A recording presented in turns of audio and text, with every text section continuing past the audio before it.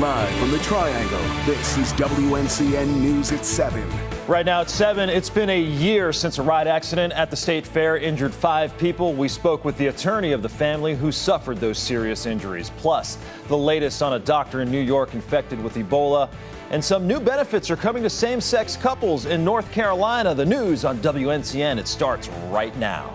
Good evening. Thanks so much for joining us on WNCN News at 7. I'm Mike Gonzalez. It's now been a year since a ride accident at the State Fair. It injured 5 people. 4 members of one Triangle family were injured, some very severely. Today, the Gorham family's lawyer spoke with WNCN about how that family is recovering a year after being thrown off the vortex.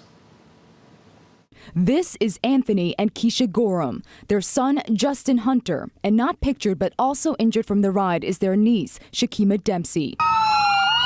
And they are the 4 of the 5 victims of a ride accident at the State Fair last year. The road has been tough for them, all the medical bills into the millions. Ever since, the family has been in and out of hospitals for the last 365 days, still getting treated for injuries that will most likely stay with them for the rest of their lives. Loss of sight, blindness, brain damage. We caught up with Willie Gary at a special Shaw University event in downtown Raleigh.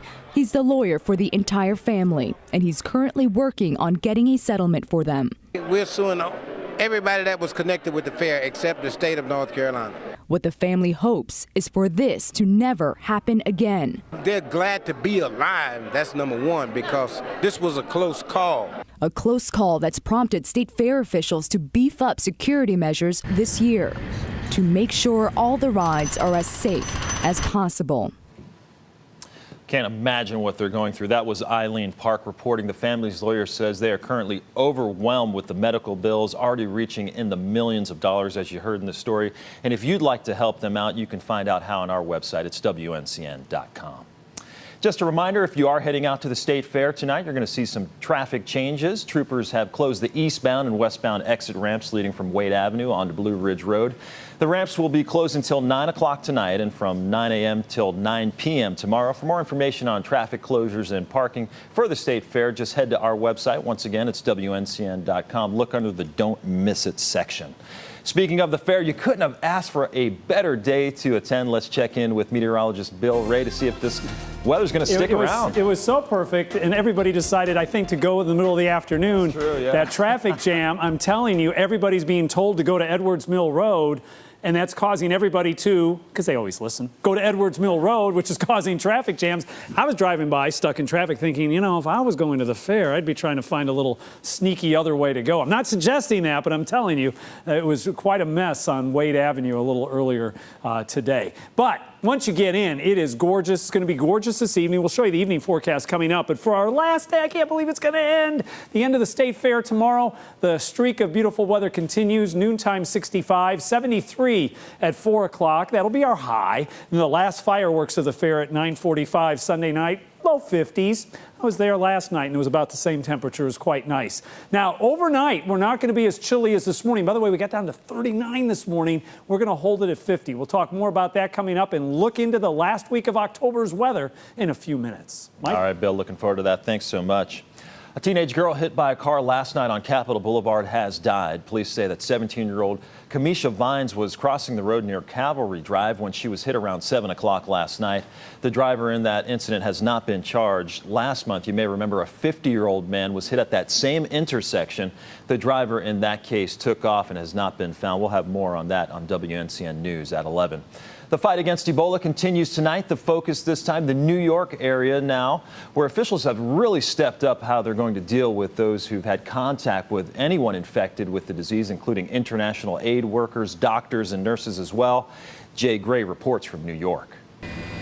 Just back from West Africa, a nurse remains quarantined tonight in this New Jersey hospital and will be there for a full 21 days, despite a Centers for Disease Control test that shows she does not have Ebola. You know, this is a very serious situation. So serious to the governors of New Jersey and New York, they've instituted a mandatory quarantine on anyone arriving at Newark or JFK airports who's had any direct contact with anyone infected with the deadly virus, including healthcare workers. In a Dallas Morning News first-person account written by the quarantined nurse, Casey Hickox, she calls the measure, quote, a frenzy of disorganization and fear that made her feel like a criminal. Dr. Craig Spencer remains in isolation right now in Bellevue Hospital in Manhattan after testing positive for the disease. Several places the Doctors Without Borders volunteer visited after returning from Guinea, including the meatball shop, have been decontaminated. It reopened last night, and the mayor had lunch there this afternoon. To feel the support from both the mayor and the mayor's office, the Department of Health, and the Office of Emergency Management, they responded so quickly, and they came to our aid and to make sure that our servers and our staff, customers were safe. Disease detectives continue their search for anyone who may have had contact with Dr. Spencer. His fiancée and 2 friends are in quarantine right now.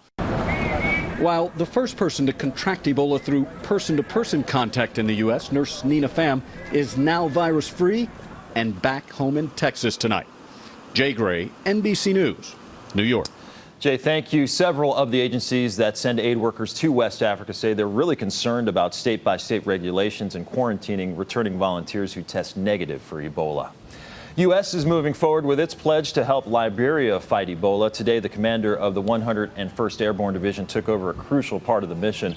That unit is moving hundreds of troops into the nation to help build field hospitals. The facilities will provide testing laboratories and 1,700 additional beds. Here in our area, many people are pitching in to help West African countries deal with the growing Ebola crisis. This man, Moses Diouf, for example, he co-founded FightingEbola.org. He collects donated essentials like gloves, protective gear, soap bars, and goggles. Today, he held a collection event at Moore Square in downtown Raleigh. We don't want another disease right now in the 21st century, wiping out thousands and thousands of people. It can be stopped, and that's what we're doing. He says donated items will be shipped to embassies in Liberia, Sierra Leone, as well as Guinea. Senator Kay Hagan is getting some big support today in her re-election bid. Hillary Clinton appeared with Hagan at a campaign event in Charlotte. Hagan is locked in a really close battle with House Speaker Thom Tillis. Both sides are enlisting the help of some national political figures. Last night, Thom Tillis appeared with Texas Governor invest in education, not cut it and put our teachers and our students at risk. You can count on Kay to raise the minimum wage, not eliminate it. In the meantime, last night, Thom Tillis appeared with Texas Governor Rick Perry at an event in Johnston County. Local moms are teaming up to make early voting a family affair. Take a look. Several organizations came together today at the Durham Main Library to throw a special voting party. It had everything from snacks, stories to democracy-inspired activities. The event ended with a parade to a polling location on North Roxborough Street. Early voting goes until November 1st. State audit found over 1,000 people in North Carolina voter rolls actually aren't U.S. citizens. Election officials looked at DMV data and they found over 1,400 registered voters are not U.S. citizens. That means they're not able to vote. Wake County had 252 people on that list, making it the second highest behind Mecklenburg County. State Board of Elections says it's preparing instructions so local officials can challenge the questionable ballots. Government has extended federal benefits to same-sex couples in North Carolina. Attorney General Eric Holder announced that decision today. Gay marriage became legal in our state 2 weeks ago after a federal judge in Asheville struck down the state's gay marriage ban. Among other things, Social Security benefits and veterans benefits are now available to those couples. Today, veterans living near Fayetteville were able to get some really critical information regarding their health. Representatives from the Fayetteville VA Hospital were on hand today in Spring Lake for a health fair there. Among other things, the event gave veterans a chance to enroll in services and get a routine checkup.